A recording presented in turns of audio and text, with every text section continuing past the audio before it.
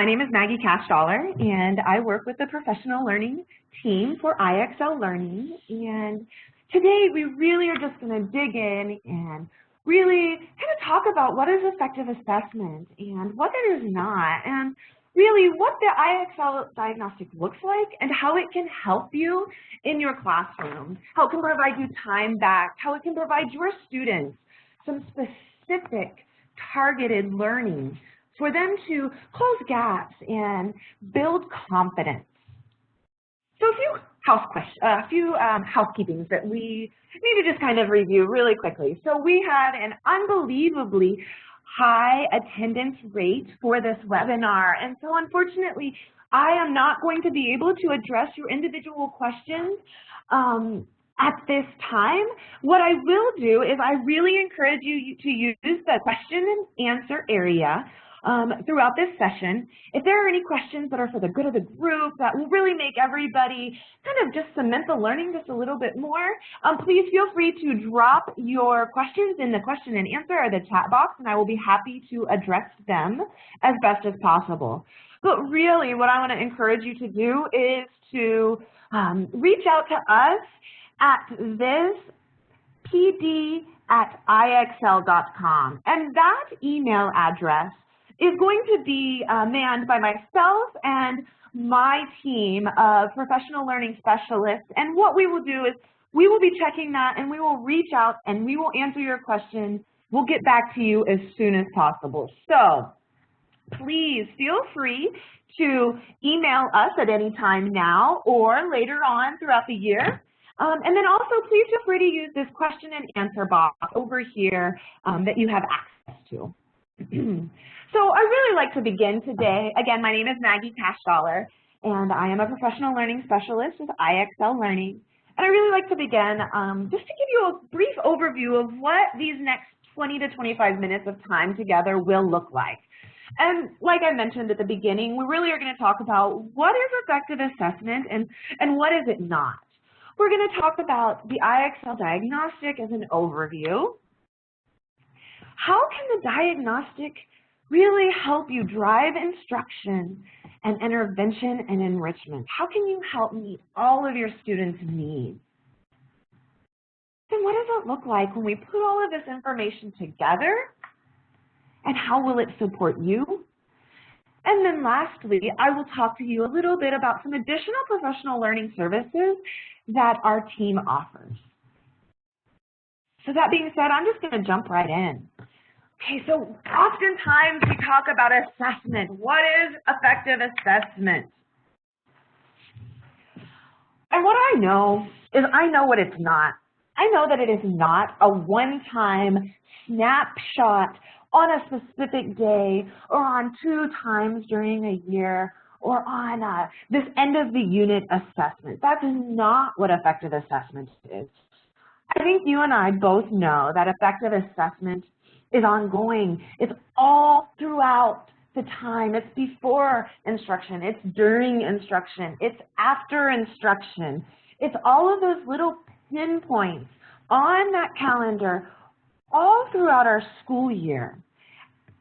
The goal is to really take the information and make some instructional decisions. It's really to tell us how are our students engaging with this information. We also know that there is just not one way that a student can relay information to us. Students really tell us what they know in a multiple or a plethora of different ways, right? And so getting from one point to the next point, it can look different for all of our students. You know, IXL Diagnostic was developed to really adapt to a student's needs. So if they come to a roadblock, if they come to an area within that assessment that maybe they aren't quite ready for, or they don't quite have the confidence to relay to the teacher, they need to make a turn. They need to be able to tell us that, and they need to tell us exactly what they know. And so the IXL Diagnostic is going to adapt to really find the student's ability and their exact knowledge in real time. So as a student is moving along and engaging with that assessment, they're able to make a turn here and there to demonstrate that knowledge and come out the other side, providing information to us and to you and to themselves about where their ability is. So, there's this guy, Dr. Dufour, you may have heard about him, but, one thing that he says about assessment, that is when it's done well, that it represents the most powerful tool in an educator's arsenal. And what it does is it allows us to enhance our professional practice and improve student learning. And so we know that we can give an assessment to students and they can get over that bridge. And if we're really looking at that bridge, we're kind of wondering, is this safe? Am I going to have confidence as I'm going over this bridge? Am I going to fall in? Is it going to get me to where I need to be? And if we're being honest with each other, if I presented you with two bridges, which one would you choose?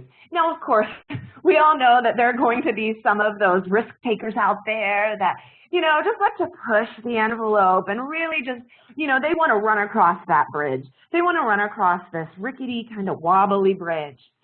But my guess is that most of our students, we're going to want to take that sturdy, that wide bridge that safely gets us from one side to the other, provides us confidence, and provides us success. And so today, I really want to talk to you about how the diagnostic can be that sturdy bridge to get you from where we are now to where we eventually want to be. And so we're just going to dive right in. What is that IXL? What is it? What is this IXL diagnostic that you keep hearing about? And what we know is that if students are provided a choice and provided some ownership in their learning, they're going to find more success. They're going to be more engaged. They're going to want to participate in this journey together. And so right off the bat, we honor that. We honor the child and we encourage student engagement and ownership by saying, hey, you get to choose your question. You have some ownership in this. So the student's going to enter that diagnostic arena. They're going to see these questions, and they're going to make a choice.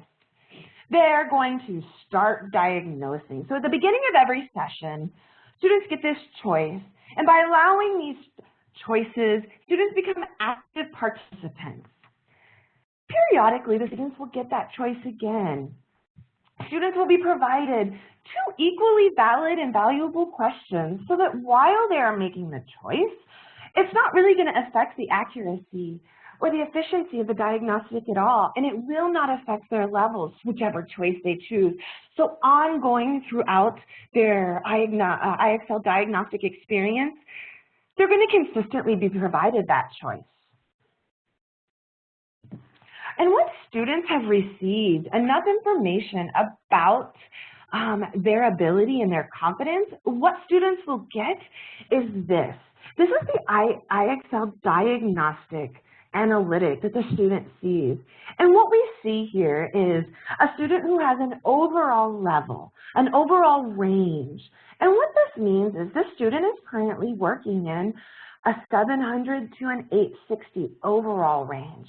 If we look down this analytic, we can see that in those 6 critical math strands, numbers and operations, algebra, algebraic thinking, fractions, geometry, measurement, data, statistics, and probability, that this student is working in a range of levels. And we can see in numbers and operation and algebraic thinking, we have some differences here. As a student's working and as we're gathering information on a student's ability, students will see this range of data and these range of scores. And so what that means is this student, Meredith, is currently operating between a 640 and an 840. So that means she's in 6th grade and 8th grade. And as she's engaging and continuously diagnosing within the IXL diagnostic arena, and we are gathering more data on her, what we will see is that we will get, and Meredith will see this as well, we will get pinpoint accuracy as what her ability is, what her knowledge is in that specific math strand. So over here in algebra and algebraic thinking, we can see that Meredith is working at an 860, and that's awesome because Meredith is in 8th grade, and she is able to, she has demonstrated to us that she is on level. And so once this range is starting to appear and the student is beginning to really engage in the program, she'll get, or he will get, pinpoint accuracy. But the student will also need to remember, and this is also good for you as well, IXL is ongoing. It is just because they receive their pinpoint accuracy, that exact level, that doesn't signal the end of learning. What it means is the students, they just need to keep going in and giving us more information. They will continue to get recommended skills. If that student steps back into the diagnostic arena and answers 5 to 10 questions per week in the diagnostic, the student's level will remain up to date. So as you're making instructional decisions and as the student is engaging and taking ownership of their own learning, the student will have updated, up-to-date information that allows them and you to make some really targeted decisions. So please know that the diagnostic and skill practice impacts levels and ranging. So yes, the student has been practicing within the IXL micro skill practice, and now they're also working in the diagnostic. That information will bleed together and provide you an up-to-date level. As I mentioned, the student is going to be provided some choice. They're going to be provided questions. They're going to be provided an opportunity to choose how they want to begin diagnosing. And then as they're diagnosing, the student's going to receive questions that, really meet their level. As I mentioned, it is ongoing. It is adaptive. So it will recognize when the student is beginning to show signs of struggle, and it will provide them with a question that really is targeted to meet their individual ability. And as you see, students are engaged in a multitude of ways. It's not just simply, hey, go ahead and select the multiple choice answer where they have a 25% chance of getting it right. Students are actually asked to demonstrate their knowledge and ability in a variety of ways, from number lines, from engaging in, graphs and visuals that really allow them to really just truly be excited to answer a question. Now, what you will also see is that students have access to their own specific analytic. And so as a student is working within IXL, what they will experience is they will see that they are provided recommended skills. And what these recommended skills do for students, they take them, if they click on the recommended skill link, it takes them to their recommendations wall. And this recommendations really is a home base for students' self-directed learning. Here they can go in and they can choose where they specifically want to improve or practice for that time, where they want to, remember how to do a specific skill and then gain confidence and accuracy. And as they are working through those skills, they are able to see that they have their levels improve. It also suggests challenging skills when competence is evident. So if your students are already, working at grade level or above grade level, IXL is going to provide them with enrichment opportunities. So Anthony Muhammad, in his book, Overcoming the Achievement Trap, he said that improvement is impossible without tools to diagnose performance and systems to analyze and make decisions based on objective information.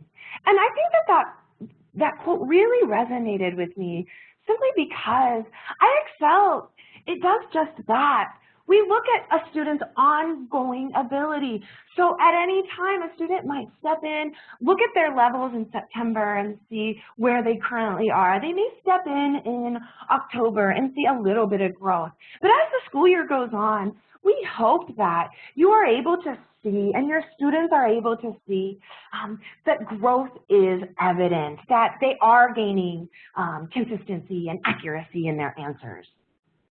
Okay, and so what we're going to do is we're going to talk a little bit about how you can use IXL to really drive instruction and intervention.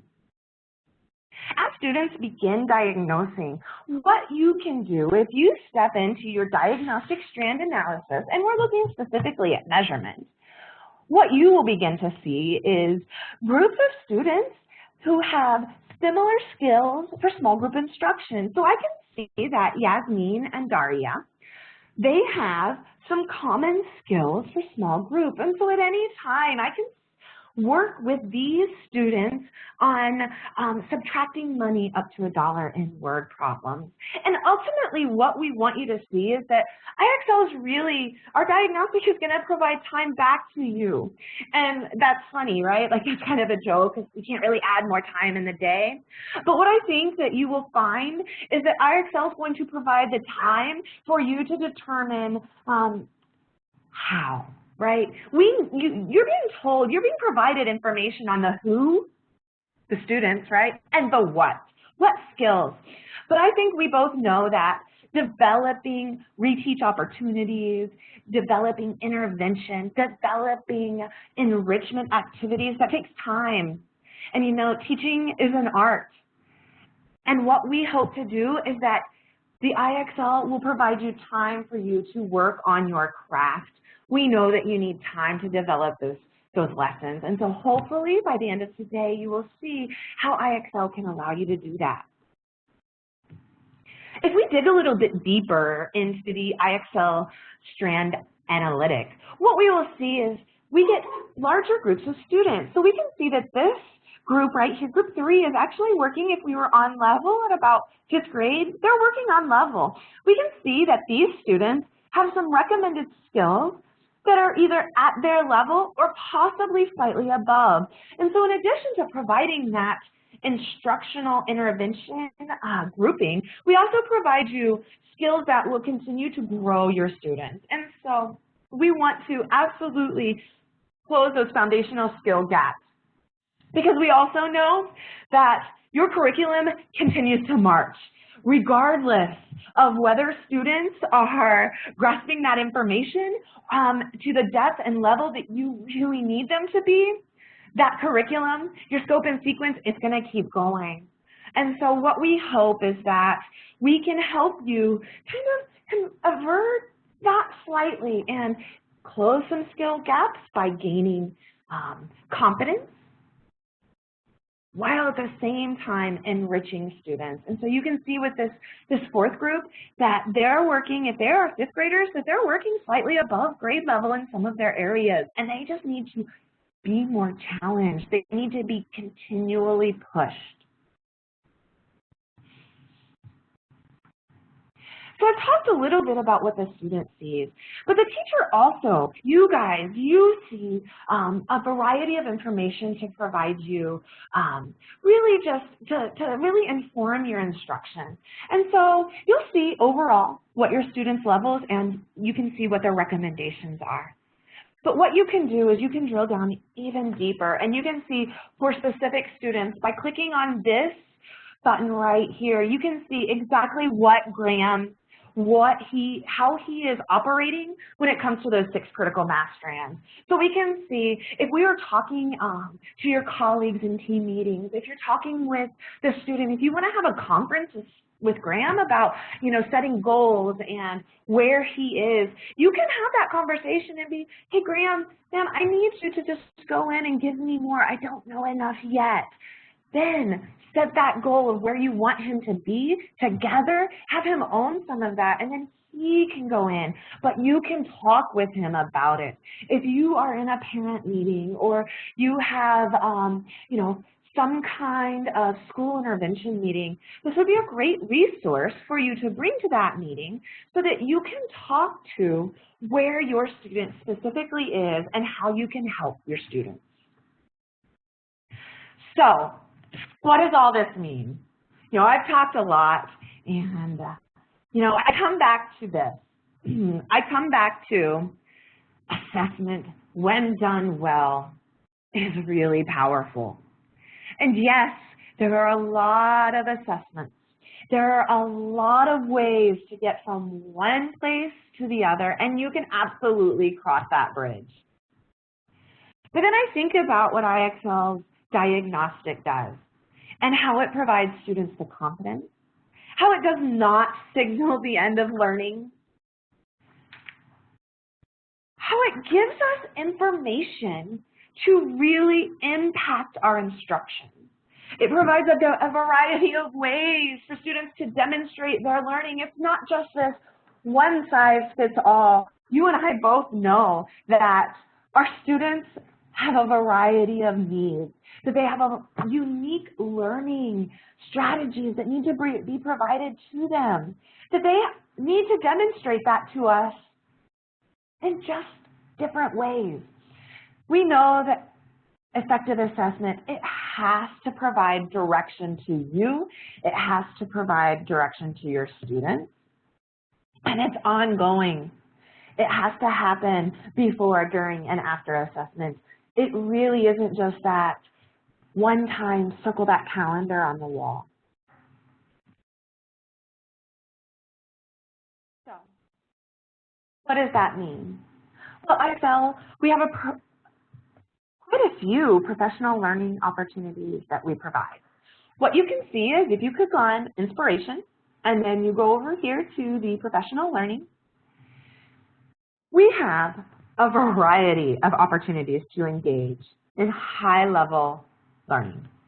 We have just your basic, how can we help you implement IXL successfully?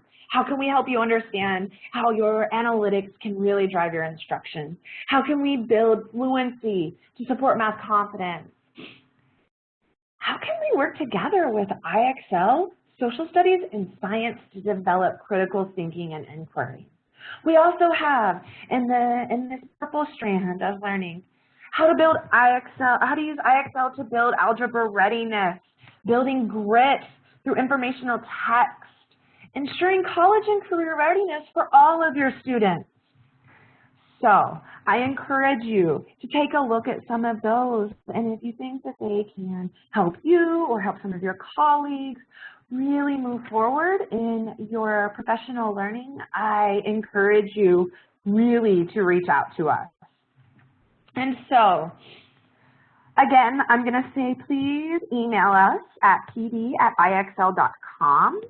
We are readily available to you and to help you at any time. So, you know, you don't just have Maggie here for this one 30-minute opportunity. You can reach out to us.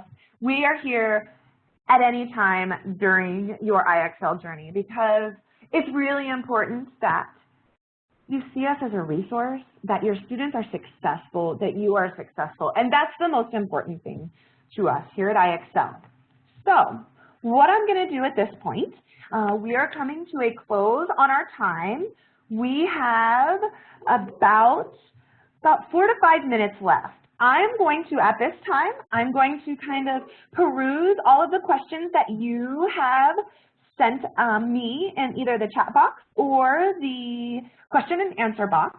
If you are interested in hearing some of those questions and responses, you are absolutely, you can definitely stay. If not, you can go ahead and hop off, and it's been an awesome 30 minutes.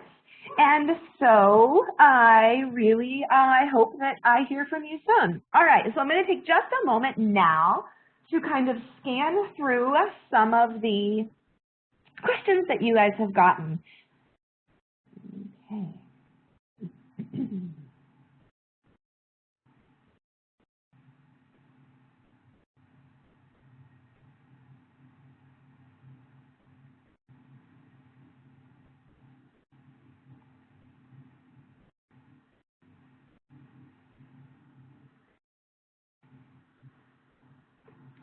Okay.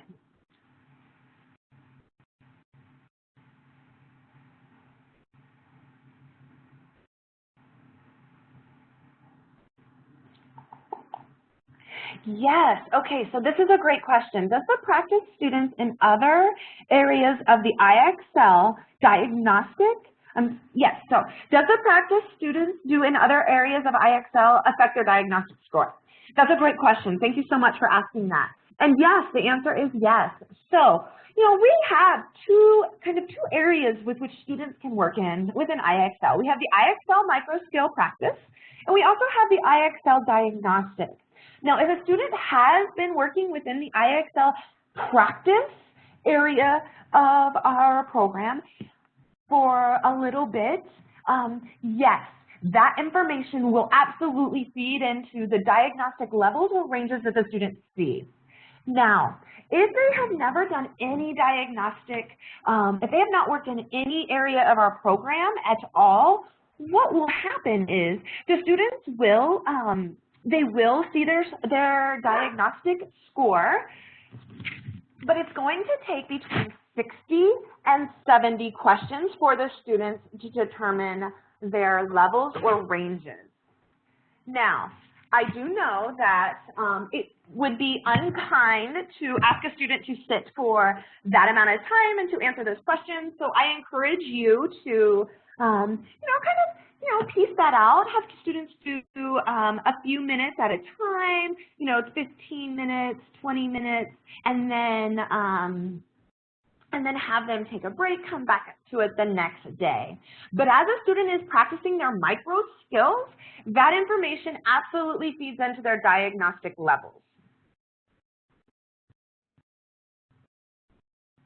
Okay, so what's a recommended way to keep up with the diagnostic as an assignment that is graded on completion, skills, and practice? And so I think that this is a good question to address because it's important to understand that the IXL diagnostic is ongoing, and so there's never truly an end because we don't believe that there's an end to learning. And just because you have practiced a specific skill doesn't necessarily mean, that doesn't mark the end of learning. So what I recommend is you working with your team members to really identify what's going to be the best way for you to utilize that aspect of the program to relay feedback to your students.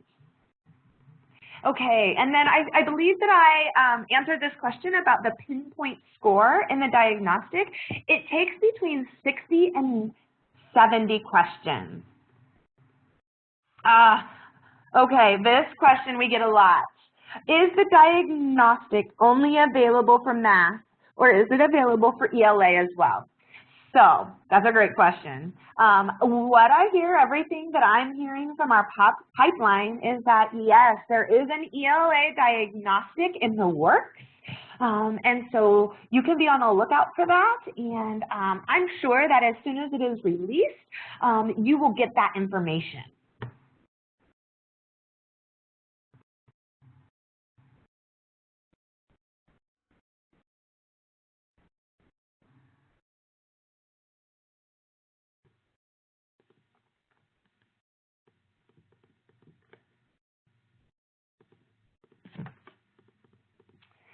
Okay. All right, I am just going to scroll through these last couple of questions.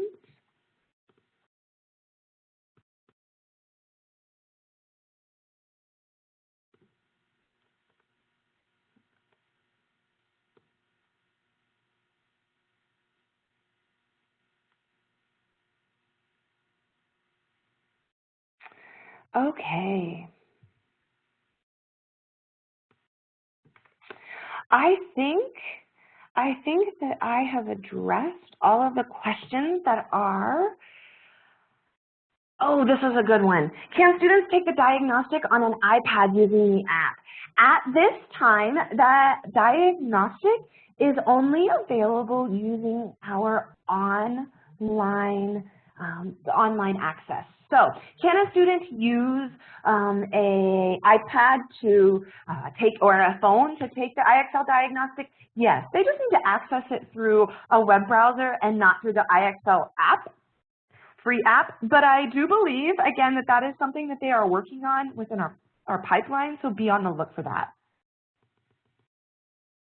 Oh, this is a good one. So, do you have to pay for the IXL? The answer, service, diagnostic, the answer is no. IXL Diagnostic comes with your subscription to IXL Math, and so it is not an extra fee. All right, well, it looks like we have hit our time limit, and so if you have any other questions that, you know, maybe weren't addressed, or if you have something specific for me, please reach out to this pd@ixl.com, and someone will get back with you very, very quickly. Thank you so much, and I hope everybody has a great rest of your day. Thank you, and bye.